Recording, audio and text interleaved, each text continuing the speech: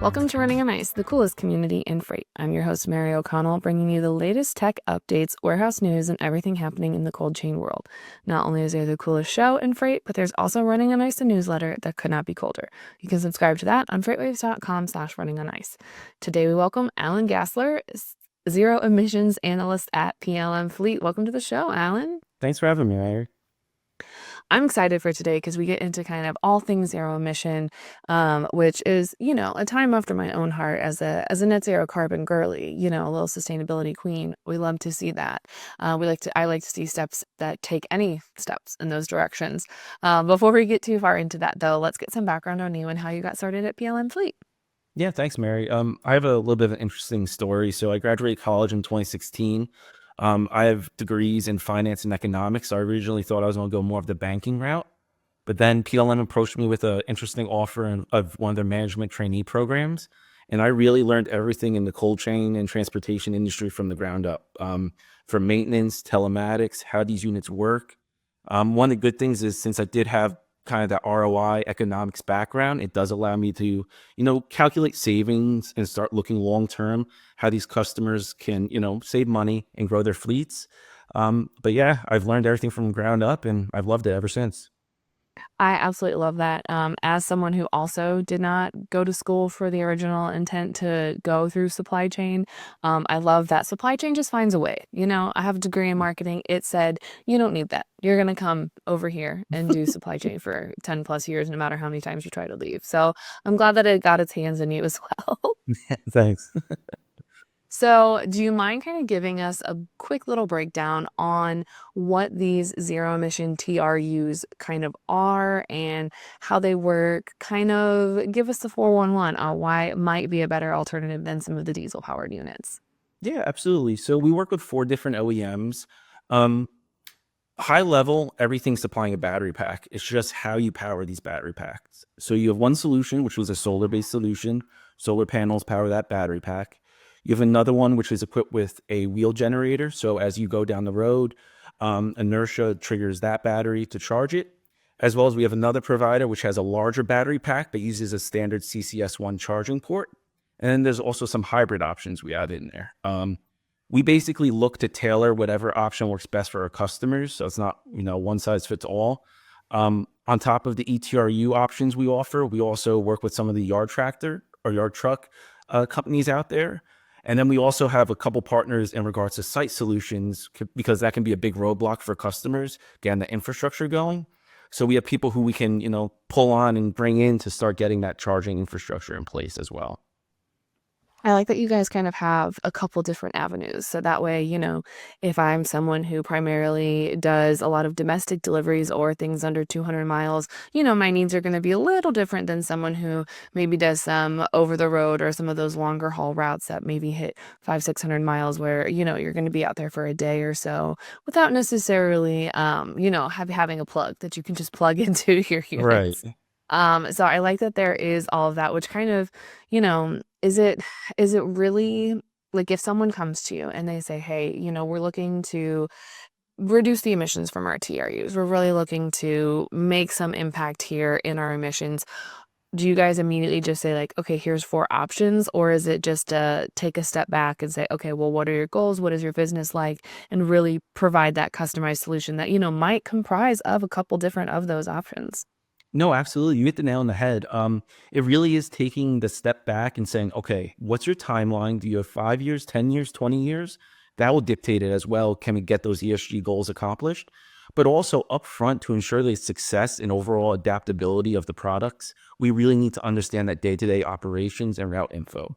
Because like you mentioned, maybe we have to go with a unit with a bigger battery pack if you're going to be driving 500 hours.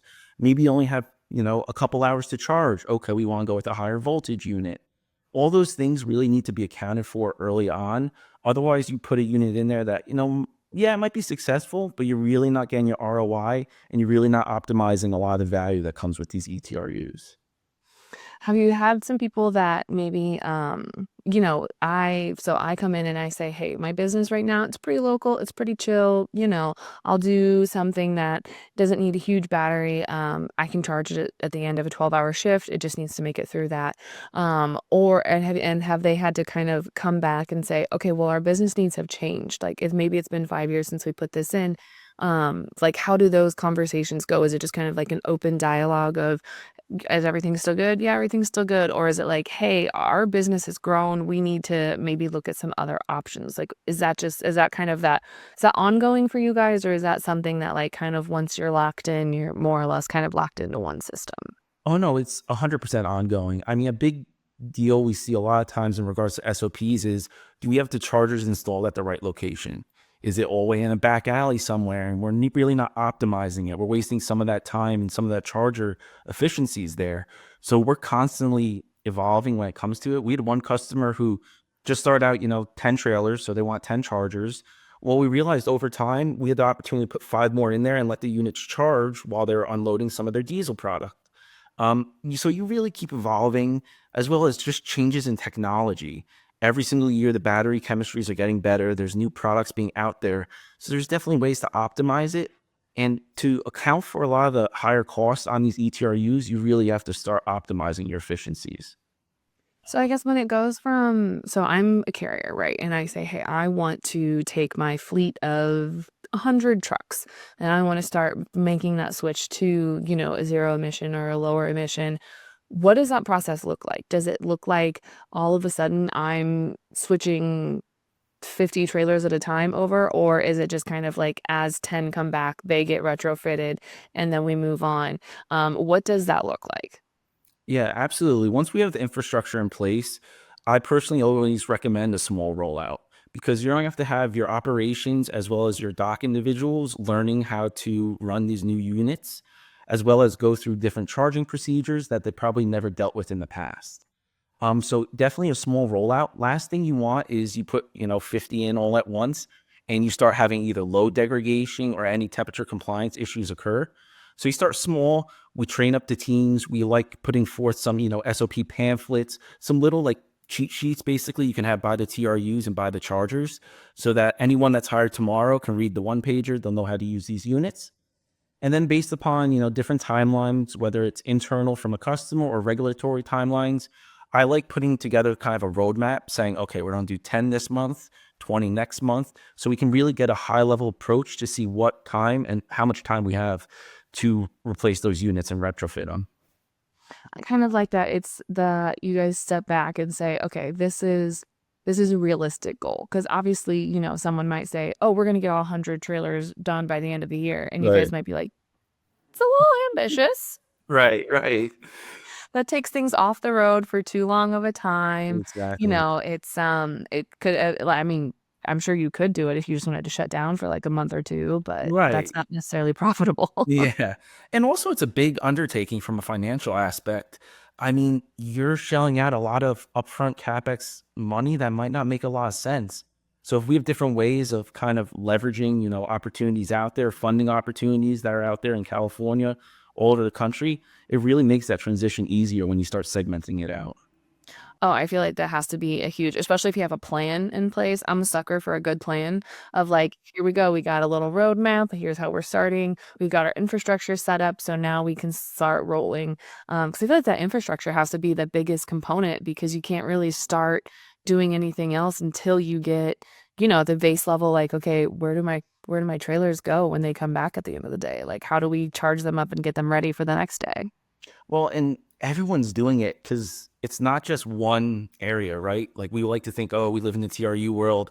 It only matters about us, but you have the cars, you have the trucks, you have lawn equipment. There's so many different areas that all got grouped together in this space that I can tell you sometimes municipalities and different utilities tell me, hey, it's going to take 2, 3 years before we have enough power just for a couple units, let alone a whole fleet.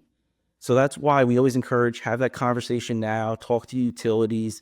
Let's see what other options we have in there. If it's, battery storage, other ways that we can offset some of the increased, energy needs. Because it is a lot of people all going forward, the little pie that is our energy. Yeah, and that's something that we chatted about a few weeks ago with somebody else is, what your power company might be able to physically give you, they might not want to give you the full bandwidth of that. Right. They might want to say, "Hey, we could give you more, but fire department says that's too much because you're gonna catch on fire." Yeah. And turns out the fire Right. department like really doesn't like people catching on fire. Yeah. Which is funny because they're the fire department. You would think that they're like, oh, fire, no big deal, but they're pretty like vehemently into stopping fires, which is smart because we don't need those. No, I know, and especially with everything else going on. But yeah, it's a lot of moving pieces that until you take that step back, you really don't realize how many people it affects. Yeah, and that's why every time I have this conversation, I always forget about all the legwork that has to happen at the beginning, which is more than just like, oh, we got to clear space for a charger or we got to Right. clear space for this. It's like, 2 years of permits and approvals and other stuff like that. So I feel like the transition, while we might want it to be faster, it's a little slow, but it's kind of one of those hurry up and wait kind of thing where you take a little bit to get everything done and lay the groundwork, and then all of a sudden it goes boom, boom, boom, boom, boom, and you're ready to roll. Which selfishly, I mean, I like that part Well, when it's so just do I. boom. I wish it can all be done in 24 hours. It'd make life a lot easier for him. You're like, yeah, if we could get this done right away, that'd be great. Yeah. So when it comes from we've touched on a little bit of them, but when it comes to like, I'm looking to make this switch, I'm looking to do this, what are some challenges that like because obviously, your customers say, okay, we know we have to deal with the municipalities. We know we have to figure Right. out where all of this charging space is going to go. What are some of those other challenges that people are kind of surprised happen pretty regularly in this process? It might sound a little dumb almost, but it's just plugging them in. It's no different than plugging in your iPhone every day. But when you're used to doing something, and as you know, the coal train industry has been around for forever. So people are used to doing the same thing they've done for the past 20, 30 years. So when you start throwing in some wrinkles there of charging it, making sure it's charging correctly, making sure you're looking at battery percentage before you leave the dock, because that's a big caveat now is, oh, you can't go down to the fuel island down the road. So if you load it up and you only have 30% fuel, sorry, that unit's not going out. So it's just really getting that upfront dock management and operation management. That's why when you have these discussions with different companies and customers, everyone needs to be brought in, from the guy that's loading it to the driver, because everyone needs to be on the same page. Otherwise, you start running into some of these pitfalls that really hurt the overall efficiencies of these units. I think that's something that a lot of people kind of overlook is that you think that, okay, we're making this switch as a company, we're doing all these things, but then everybody kind of forgets to end up involving the warehouse. Right. Because I feel like for like a company that their whole thing is like we need to ship our products places or we have these distribution centers or whatever. I really feel like a lot of times in these decisions, everybody just casually forgets to bring in the warehouse, Yeah. and the warehouse is like, whoa, whoa, whoa, this is not Right. something that we can do. Well, and a lot of times too, a lot of companies have their warehouse or different entities almost altogether versus the actual transportation team. And we've had issues before just getting communication to make sure everyone's on the same page. And it's just a lot of changes. That's why I have a coworker, Mark Warner, who's our on-site guy, and he'll be at these locations for the first 2, 3 weeks of the rollout to be like, guys, this is how we have to do it. Let's all get together. It'll benefit everyone in the long run. But to start looking at some of those SOP changes and just making sure everything's documented clearly, because there is also a lot of turnover, as you probably know, in this industry. So if anyone new gets onboarded, all right, follow these steps. There's no real miss in your day-to-day operations then. And I feel like that also has to be really helpful because as you are training this new staff and you are like, okay, here's an SOP that we've taken from a customer, like kind of a framework of what we've taken from a similar customer in a similar industry or with a similar type of product or operations.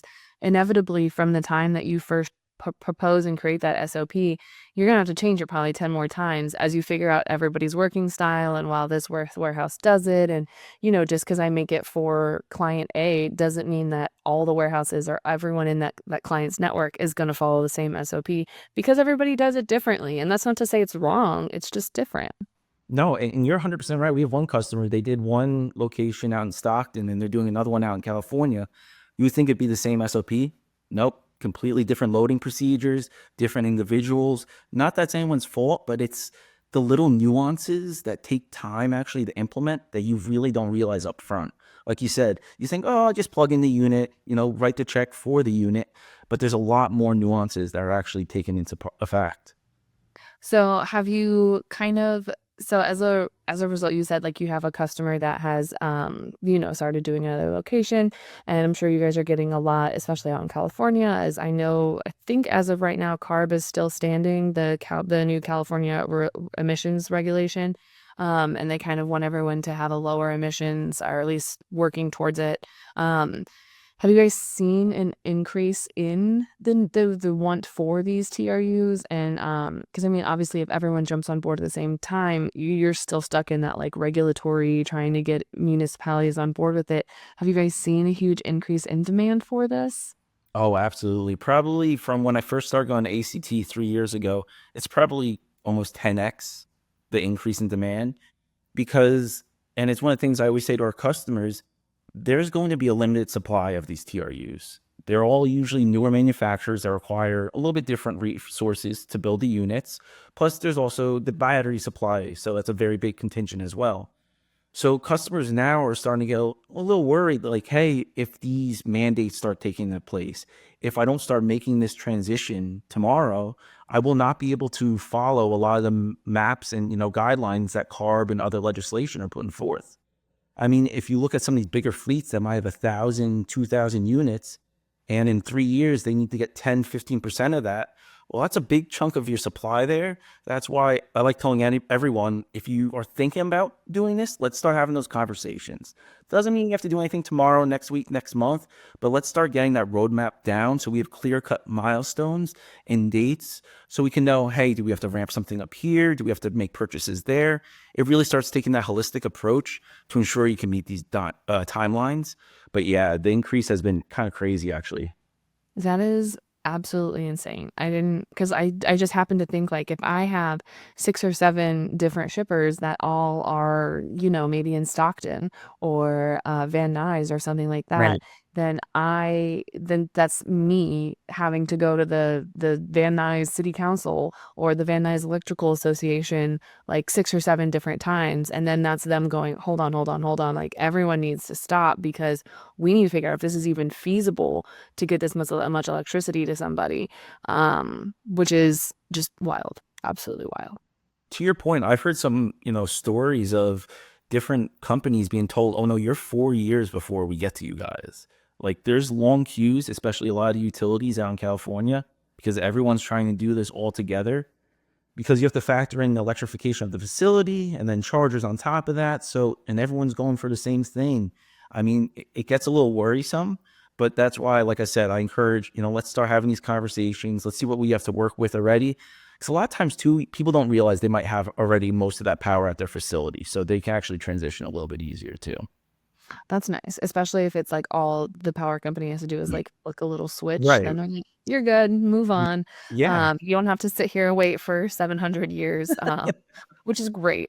But I feel like some of those significantly older facilities Right. are not necessarily set up the best way for that. Yeah. Unfortunately not. That's okay. The evolution of cold storaging warehouses is a completely different conversation for a different time. Um, So, when it comes to kind of tracking and making sure that, okay, these are working, the emissions are getting lowered, obviously, that's pretty easy to see. It's pretty easy to say, oh, well, we've transitioned 10 trailers out of your 100 trailers. So, you're saving 10% emissions. But when it comes down to actually like saying, okay, this is how much you've reduced and this like getting into the nitty gritty, how do you guys even begin to track that? yeah. So this is kind of, I love this. This is my exciting nerd economic stuff going now, but it's pretty, simple when you just look at the overall diesel costs you're seeing throughout the country, couple that with kilowatt costs that, yeah, they've increased over the past couple of years, but you're talking about, 20 cents versus $4 per hour. So we really start looking at overall diesel versus electric utilization, and then you would factor in battery consumption there coming from the charger. But on top of that too, one of the nice things, since we do the maintenance on our units, I can actually see overall maintenance costs on these ETRUs versus the diesel counterparts.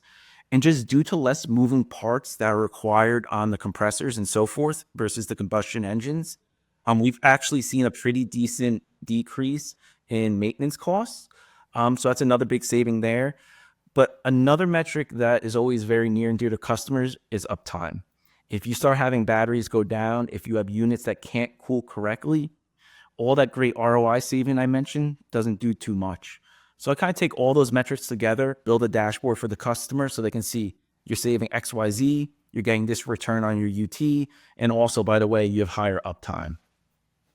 I think that has to be nice because especially, because I'm sure you guys have the telematics inside that also show you your performance and can tell you if it has turned off or anything like that. So it not only tells you what's happening on the road while your shipment's like not being watched by anyone except a driver, which they're not sitting there going, are you still within temperature? Like they're driving. They have better things to do than sit there and babysit a temperature.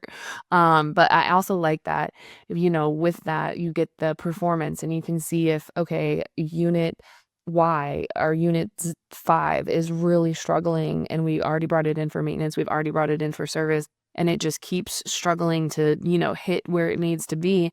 Then it kind of lets you take it back and say, okay, is this just calibrated incorrectly? Is there a bigger issue? Is a part failing, or was it just a faulty piece by a manufacturer, and deal with it that way.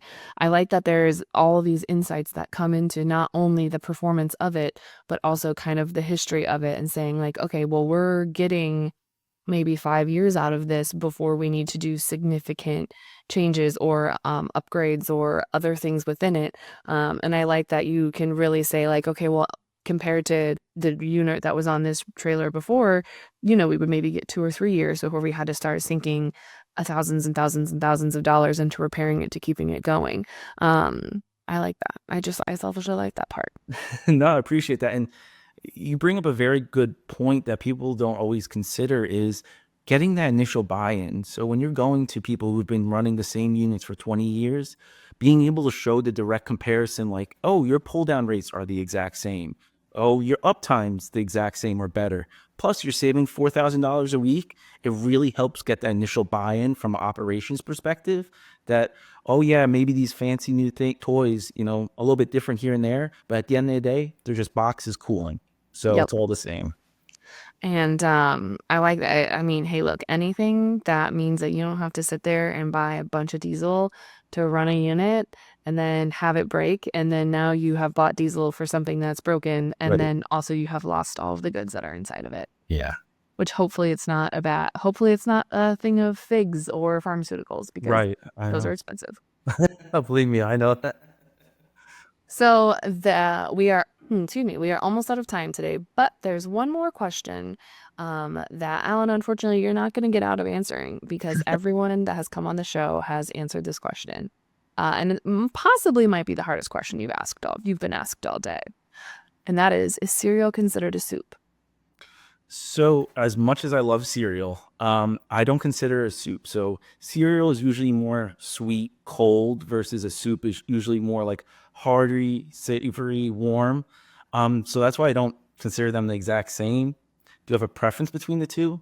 Give me a lobster bisque every single week. I'll always take soup over cereal. Really, you're a diehard soup boy. Yeah, it's cold out here on the East Coast, so I have to keep warm. That is true. That is true. I also am not, I'm also team cereal's not a soup, but I also see cereal as like a snack more Yeah, than like a breakfast situation. I rarely eat cereal with milk. I just kind of eat it as like a little snicky snack. And I know that that's weird. I no. know that's my own cross to bear, but I also am team cereal over soup just because I literally had this disagreement with someone this weekend, and that is I'm not a big fan of soup because it feels very weird to eat a bowl of liquid with a spoon. Hey, that's So, the first time I've heard that one, so I like that. like, it's just very, like, I'm just supposed, like, you put it in front of me, I'm like, I'm just supposed to eat this liquid with a spoon. It's weird. Like, let me just eat liquid with a spoon. It's a whole thing. Anyway,